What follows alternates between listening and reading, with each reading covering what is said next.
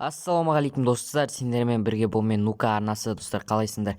Бүгінгі видеода, мен сендерге Free Fire ойында көбінің телефоны слабый, көбінің телефоны қататын болады. Енді ол қалай қатпау керек екенін мен осы видеода үйрететін боламын. Егер осы видео сіздерге көмектесетін болса, сендер арнаға жазылып лайктарыңды міндетті түрде басыңдар.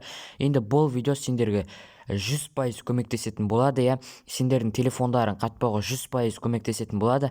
Енді менде стримдер жасап видео түсіріп жүргенде менде телефоным қататын болды.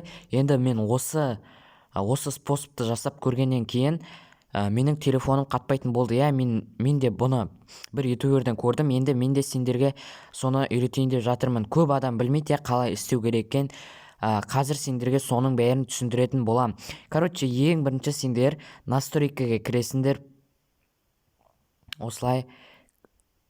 Сосын параметр разработчика дегенді басасыңдар, және 4xmms дегенді тауып аласыңдар. Қазір көрсетем.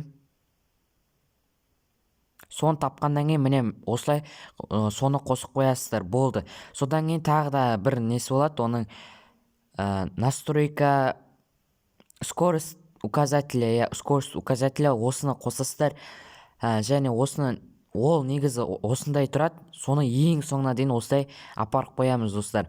Және де соңғы тәсіл бар тағы да, ол сендер бүкіл приложение дейтін жерге кіресіздер настройкадан, және бүкіл приложениенің кешін жайлап тазарта беретін боласыздар. Мысалы менде міне 442 мегабайт топ қапты, мен енді соларды жайлап очистить ете беремін. Және осыдан шыққаннан кейін тағы да бір рет очистить етіп жіберсеңіздер, сіздердің телефондарыңыз Free Fire ойында өте жақсы жұмыс жасайды.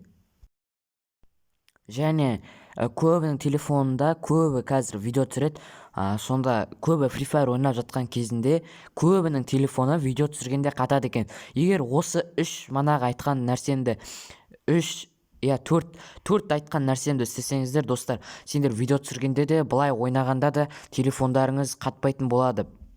Және Free Fire ойын ары қарай жақсы ойнай беретін боласыздар.